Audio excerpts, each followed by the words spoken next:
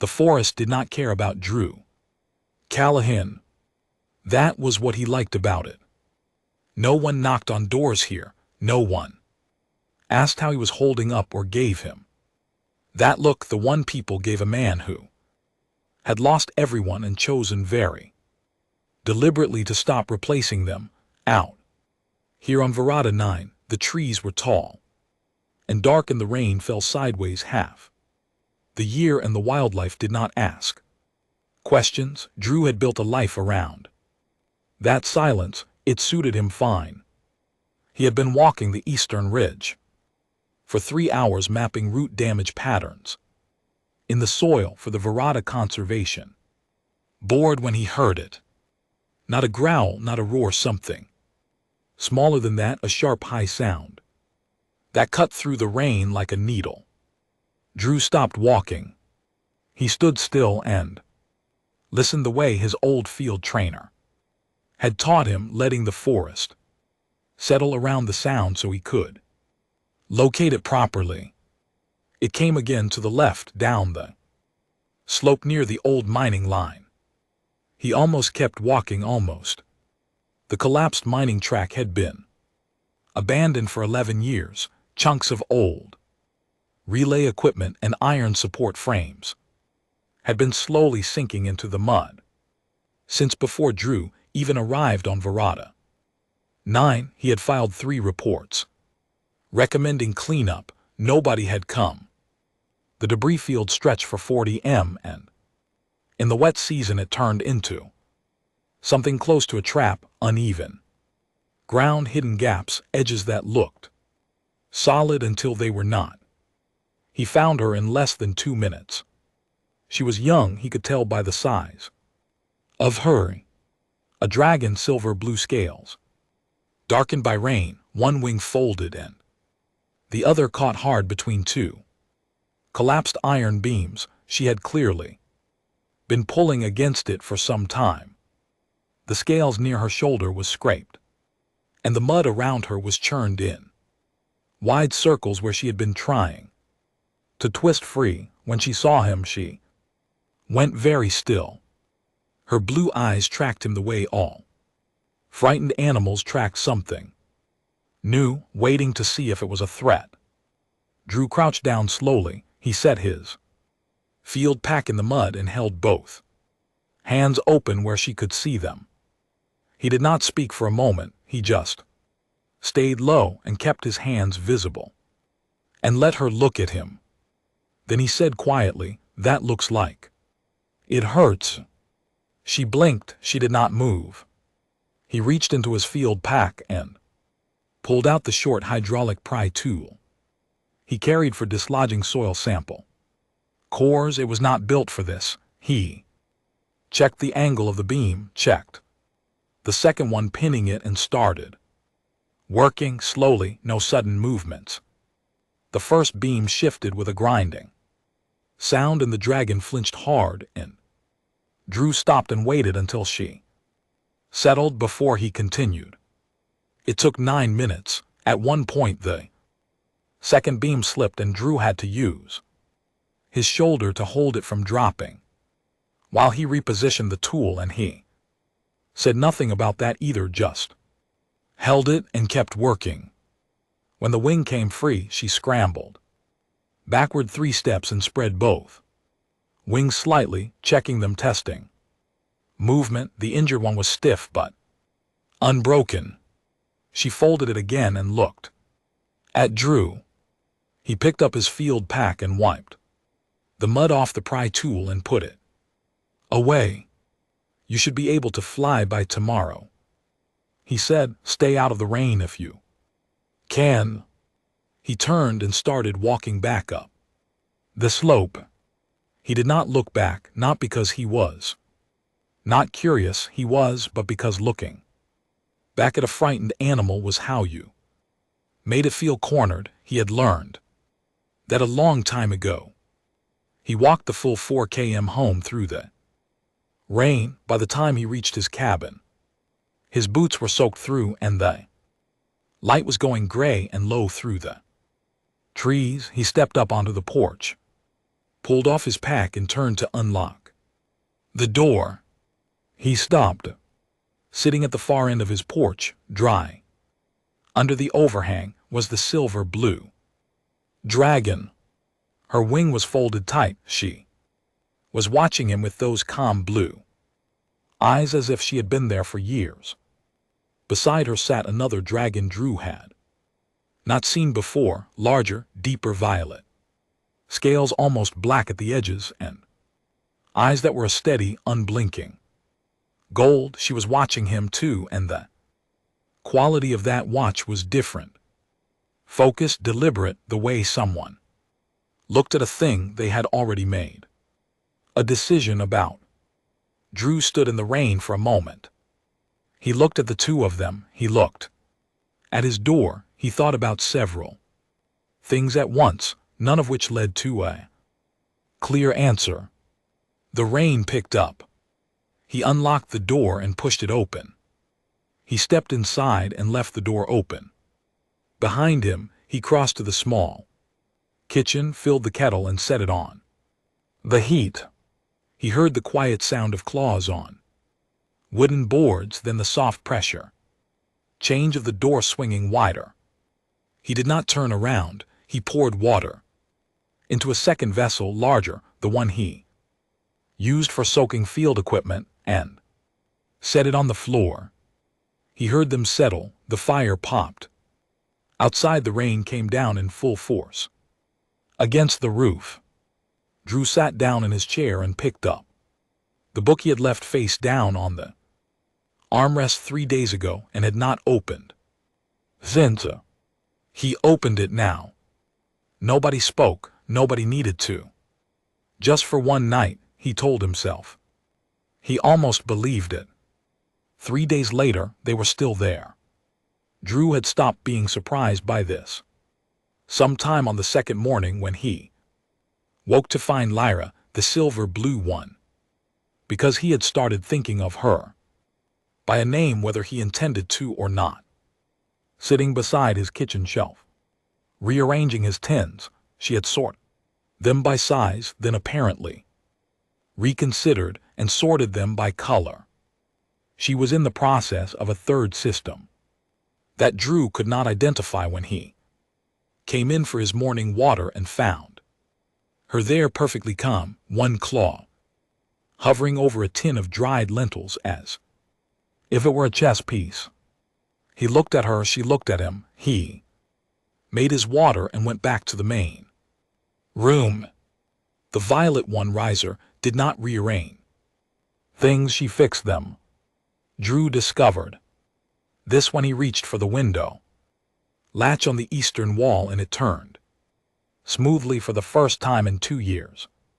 The stuck hinge on the storage cabinet fixed, the cracked leg on the wooden stool that Drew had been meaning to brace for 6 months, braced with a piece of flat stone wedged under it at exactly the right angle. He had not seen her do any of it. She was simply very quiet and apparently had strong opinions about things that were broken. On the afternoon of the third day, Drew heard boots on the porch and opened the door before the knock landed. Gavel's settlement patrol. Broad-shouldered, rain cape dripping, he had the particular expression of a man delivering news he did not enjoy. Callahan, Gavel said. He glanced past Drew into the cabin, then back. We've had a report, dragon sighting eastern ridge, 2 of them. I'm doing a sweep. Drew leaned against the doorframe. Riser and Lyra were behind him somewhere. He had not looked, but he knew they were there. I've been working the eastern ridge all week, Drew said. Haven't seen anything. Gavel looked at him steadily. Gavel was not a stupid man, which was the problem. Callahan. I'll keep my eyes open, Drew said. Another long look, then Gavel put his hat back on and walked off the porch. Without another word, Drew listened to the boots cross the mud and fade into The trees. Then he closed the door and turned around.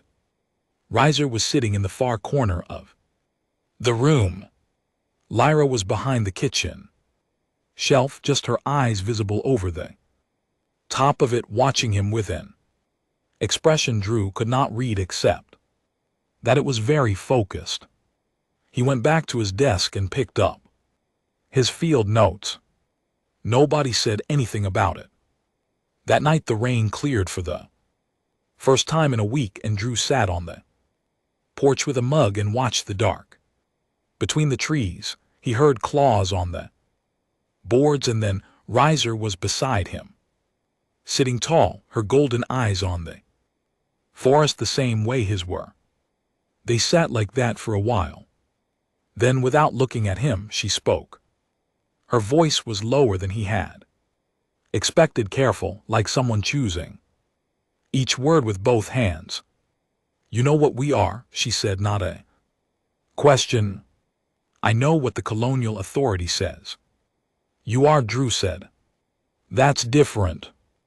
A pause. "Our clan held territory 40 km north." Riser said, 12 of us, we had held it for 6 generations. She stopped. She did not explain what had happened, and Drew did not ask. The past tense said, "Enough, Lyra and I have been moving. Since the 3rd month, we came south, because the forests here are deep." "Enough." Drew nodded. "You watched me with Lyra before I ever saw you," he said. "Yes." "For how long?" "Long enough," she said. There was something in it that was almost a dry answer. "Almost. You did not call the militia, you did not take images. You used a tool from your pack and held a beam with your shoulder and did not speak to Lyra as if she was something less than a person." Drew said nothing. "We have been watching humans for a long time," Raisa said. "Most of them look at us and see a problem to be solved." "I know," Drew said. "You look at us and see." She paused. I'm not sure yet what you see." Drew thought about that for a moment. He thought about the window latch that turned smoothly now. He thought about Lyra and the tins sorting and resorting them in the kitchen, as if the right arrangement was simply a matter of thinking it through. "I see 2 people who needed somewhere dry," he said. Raisa was quiet for a long time after that. Inside he could hear Lyra moving around. A soft, low sound, something between a hum and a rumble that he had started to understand was a contented noise. She made it when she was occupied. She had been making it most of the day. "You have no family," Raisa said. Finally, it was not unkind, just a fact, stated plainly. "No," Drew said. "Neither do we," she said. Neither of them said anything after that. The forest was dark and still, and the stars were coming out above the tree line one by one in the cold, clear air that follows rain. Drew finished his mug. He thought about going inside. He did not move. Raisa did not move either. They stayed on the porch in the quiet until it was late and the stars were very bright and the cold did not feel like it used to. The summons arrived on a Tuesday, slipped under his cabin door sometime before dawn. Drew read it twice over his morning water. It was printed on colonial authority paper, thick cream-colored, the kind they used when they wanted you to know the thing was official. His name was on the first line. "Director, sir." Lavos was on the last line. In between were 43 words that added up to one very clear message: "Come in or we come to you." He went in. Raisa and Lyra were quiet when he left. He did not explain and they did not ask. But Lyra watched him pull on his good jacket, the gray one with the sealed collar, and her head tilted slightly too the side the way it did when she was reading something. The Colonial Authority building sat at the center of Farhold settlement. It was the only two-story structure for 30 km. And it looked exactly like what it was. A building that wanted you to feel small when you stood in front of it. Director Voss was waiting in her office on the second floor. She was a thin woman with a precise way of sitting and a voice that sounded like it had never been raised in her life, which Drew had learned meant she never needed to raise it. Mr. Callahan, she said, sit down. He sat. You are a contracted conservationist, she said, which gives you a great deal of freedom to operate in the unincorporated forest zones. It does not give you the right to harbor unregistered Dragon-class entities within 50 km of a settlement. Drew looked at her. I found an injured animal. I helped it. 2 animals, Voss said, who are now living in your cabin, who have been there for 11 days, who are confirmed inside settlement range by 3 separate patrol reports. She folded her hands on the desk. I'm going to be direct with you because I think direct is faster with you. There are 2 options. Option 1, you register Raisa and Lyra as managed wildlife under Colonial Authority care. That means they are assessed, cataloged, and housed in the preservation facility outside Farhold. A cage, Drew said. A facility, Voss said. Option 2. You remove them from the settlement zone within 72 hours, beyond the boundary line. They are outside my jurisdiction, and this matter is closed. Drew sat with both options for a moment. Those are the only 2, he said. Those are the only 2, she said. He stood up, put his hat on, and said, Thank you for your time, Director. He walked out of the building and into the gray morning air and stood on the front steps for a moment. Then he walked home. He had his cabin radio on while he was gone. He usually kept it open on the conservation channel. He had not thought about it when he left. He thought about it now. When he pushed open the cabin door, Lyra was sitting exactly where she had been when he left, but she was not making her contented sound anymore. She was very still. Raisa was standing at the window, looking out, her back to the room. Kind of still that is not calm, the kind that is holding itself together. They had heard everything.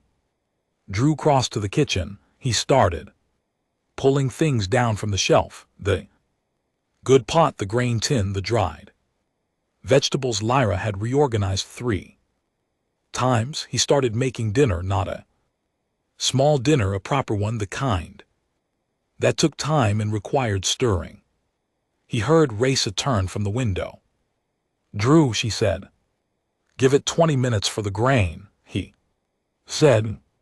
You should not have. Raisa, he kept his back to her, kept stirring. I know what I should and shouldn't do. I've been making those calls for 30 years. This one wasn't hard. He added a pinch of salt. Sit down. A long pause. Then the quiet sound of her settling onto the floor behind him. Lyra made a very small sound, not her contented sound, something quieter. She moved closer to the warmth of the stove. They ate together. Drew had made enough for 3 without thinking about it, which he realized only when he was serving it out. He sat on his stool. Raisa sat across from him. Lyra sat between them and ate very neatly and did not say anything for a while. Then she looked up at Drew and said, You are not afraid of her? Of Voss, he considered it. No. Why not? He thought about how to answer that. Simply because she's following rules that somebody else made. She doesn't personally want to hurt you, she just hasn't been given a reason to think of another option yet. Raisa looked at him steadily. And you believe a reason will come? I think reasons usually do, Drew said. If you give them time.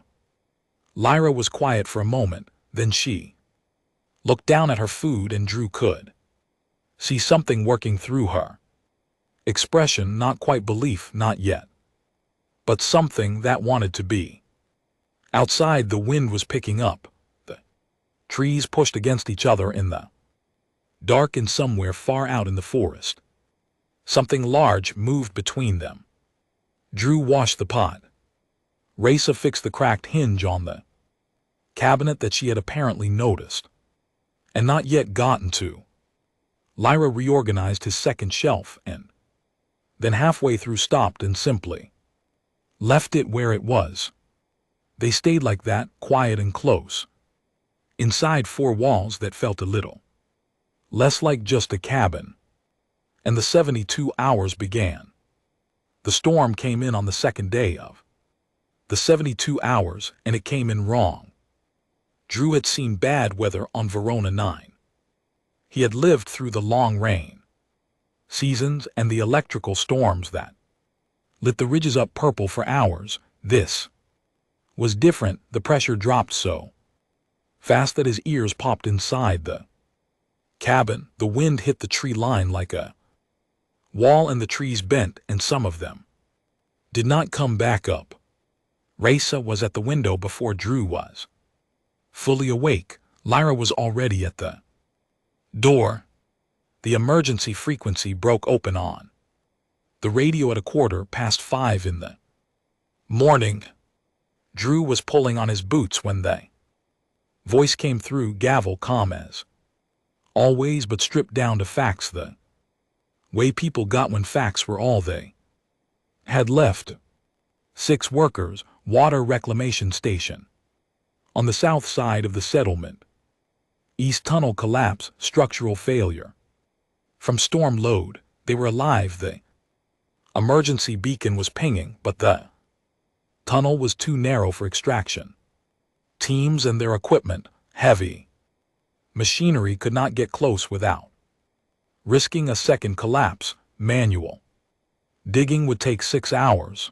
The workers had maybe 3, given the water rising in the lower chamber.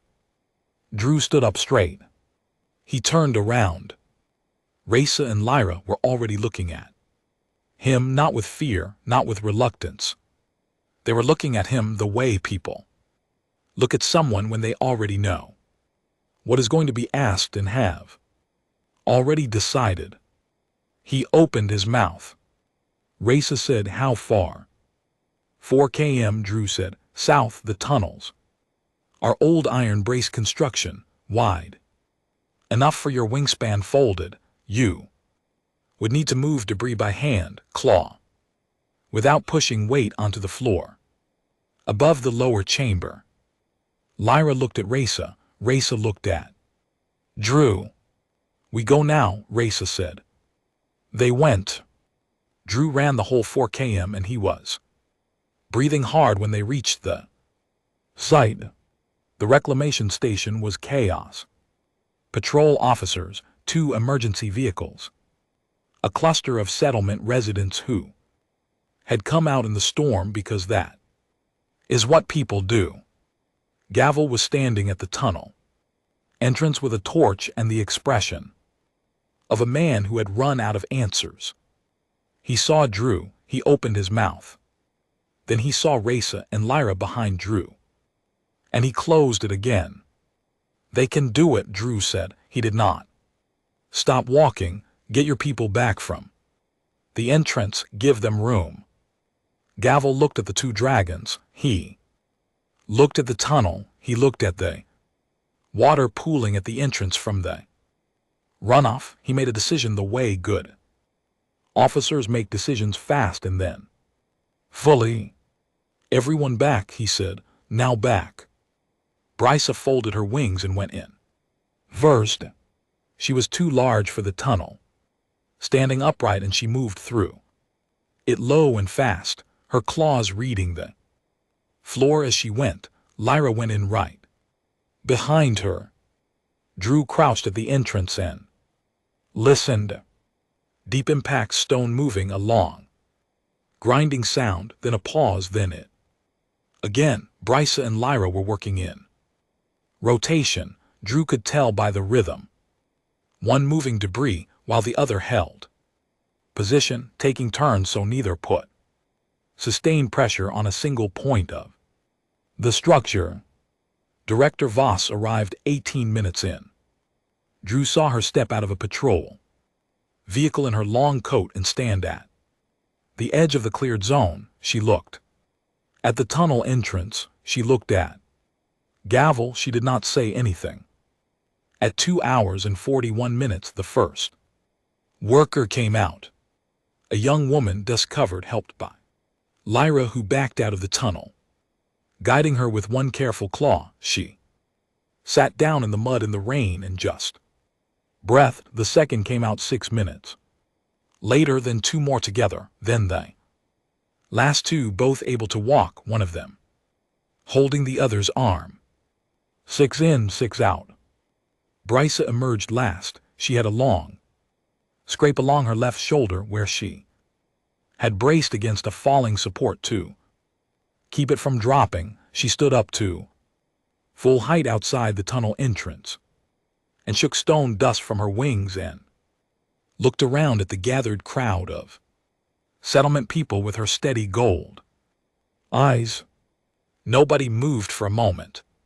Then one of the rescued workers, the young woman who had come out first, looked up from where she was sitting in the mud and said simply, "Thank you."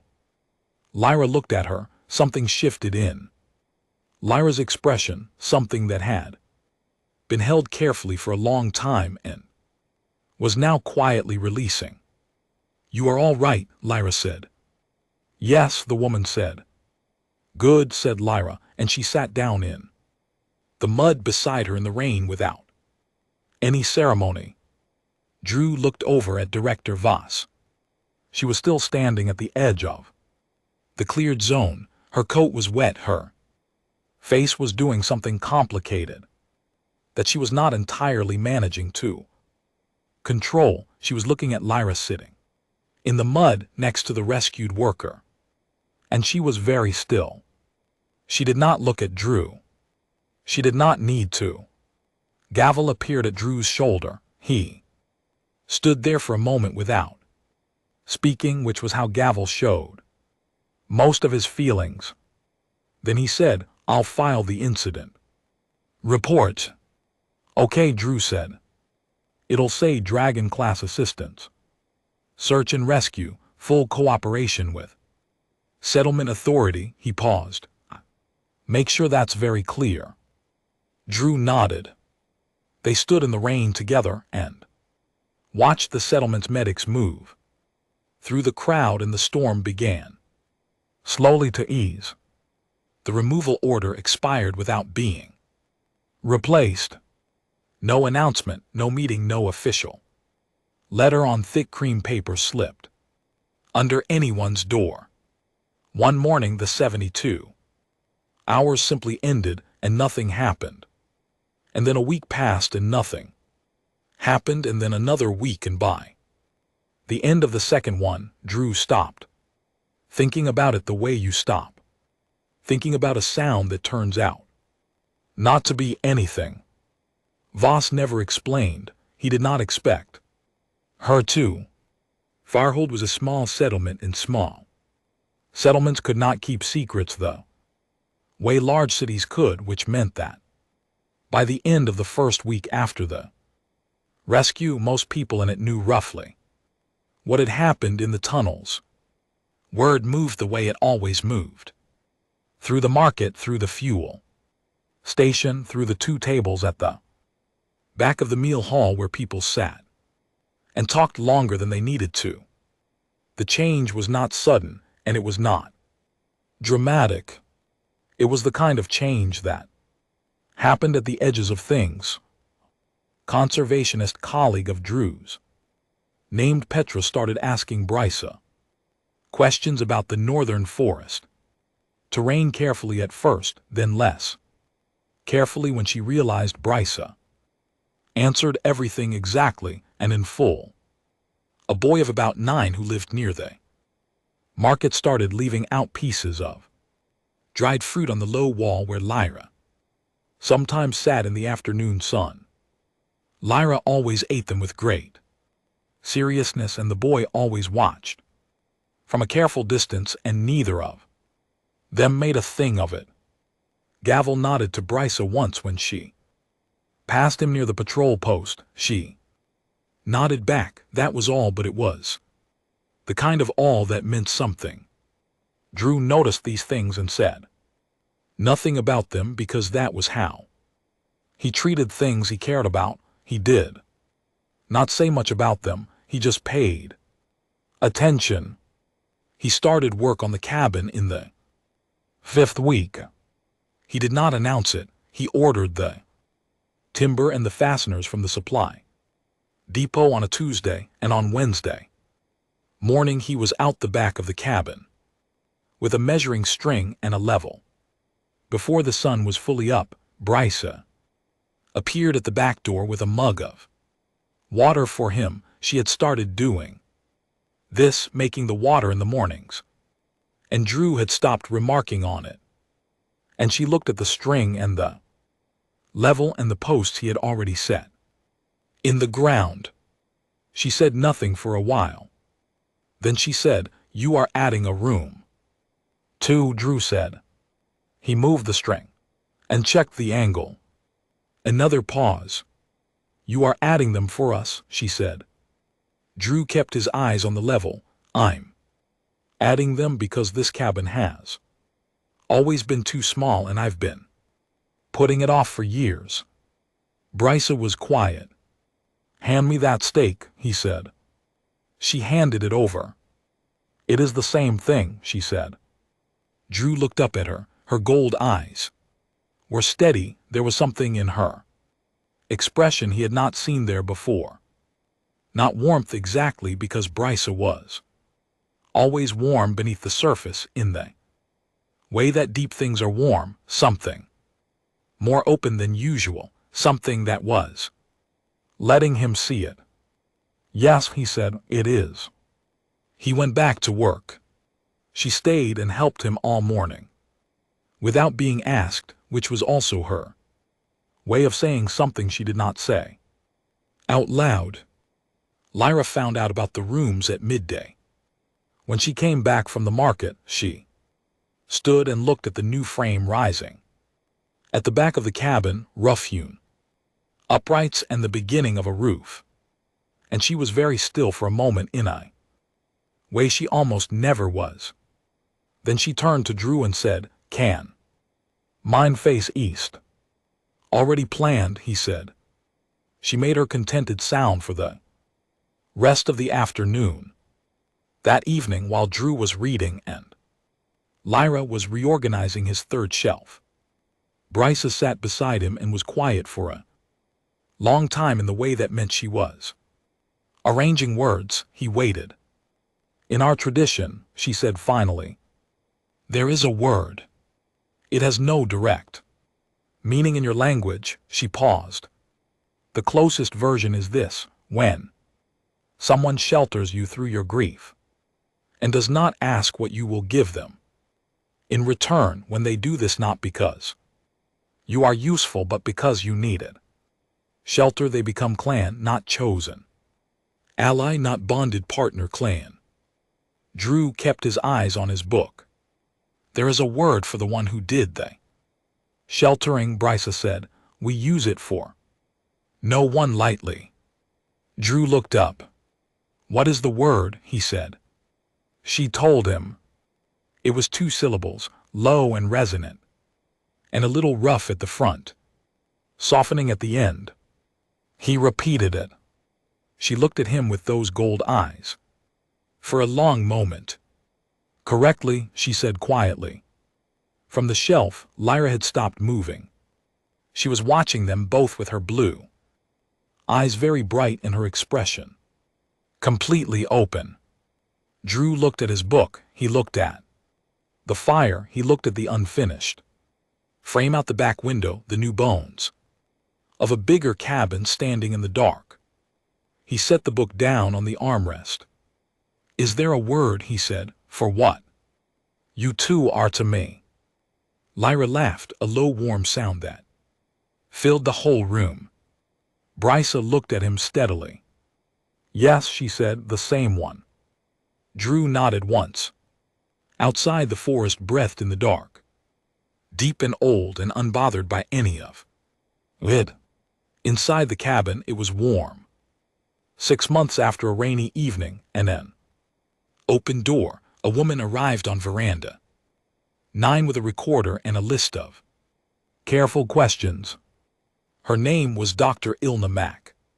She worked for the Interspecies Coalition, a body that existed to observe and document the rare moments when species from different worlds managed to live alongside each other in ways that did not end in policy, documents, or property disputes. She had been doing this work for 14 years across 9 different colony worlds, and she had seen many things, but she had never seen anything that matched the report she had read 3 times on the transit in.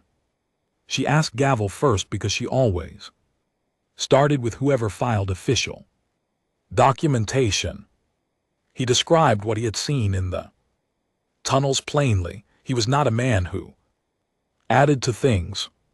She asked Petra, the conservationist, who described Rice's knowledge of the northern terrain, and said, "She explains things the way someone does when they have lived with a place for generations. I've started bringing my field data to her before I write any recommendations." She asked the boy near the market, whose mother translated the interview, and who said only, "She's nice. She always eats the fruit even when it's not good fruit." Then she walked 4 km east through the forest to a cabin that was bigger than it used to be, and she sat on the porch and asked Drew her list of questions. He answered all of them. He did not rush. He did not try to make it sound like more than it was. She asked, "When did you decide this was going to work?" He said, "I didn't." She waited. "I didn't sit down and plan it," he said. "I fixed a wing and walked home. They were at the door. I opened it." He shrugged slightly. "I don't know what I thought would happen. I think I just stopped thinking about it in terms of working or not working." "Why?" she asked. He was quiet for a moment. "Because they were cold," he said, "and I had a fire." She looked at him for a moment. "That's the whole reason," she said. "That was the first reason," he said. "The rest came after." She asked to speak with Rice and Lyra. Separately, they agreed. Lyra went first because she wanted to, sitting across from the recorder with great calm and her wings folded and her blue eyes interested in everything about the interview setup. She spoke about Drew the way someone speaks about a thing they have been thinking about for a while and are glad to finally say. "He never once looked at us and thought about what we could do for him," she said. "Most beings, when they encounter something new, their first question is, 'What does this mean for me?' He never asked that question, not once, not even the night of the storm when he could have used us as a reason. Look what these dragons did. Now you have to keep them." He did not do that. He just asked us if we wanted to go, and that is the whole thing. That is everything about him in one moment. Rice sat down with Dr. Mack in the evening after dinner on the porch. Drew was inside. Lyra was reorganizing something. The sound of very careful movement came through the open window behind them at regular intervals. Rice looked out at the forest and talked. For almost an hour. She talked about the clan, she talked about the months of moving through forest zones that were shrinking, she talked about watching Drew with Lyra in the debris field, the way he went still when the beam slipped, held it with his shoulder and did not make a sound about it. She talked about the first night in the cabin and the vessel of water he set on the floor without turning around. Near the end, Dr. Mack asked, "What is it about humans that allowed this? What quality made this possible?" Rice considered the question the way she considered everything fully and from multiple angles, and then honestly.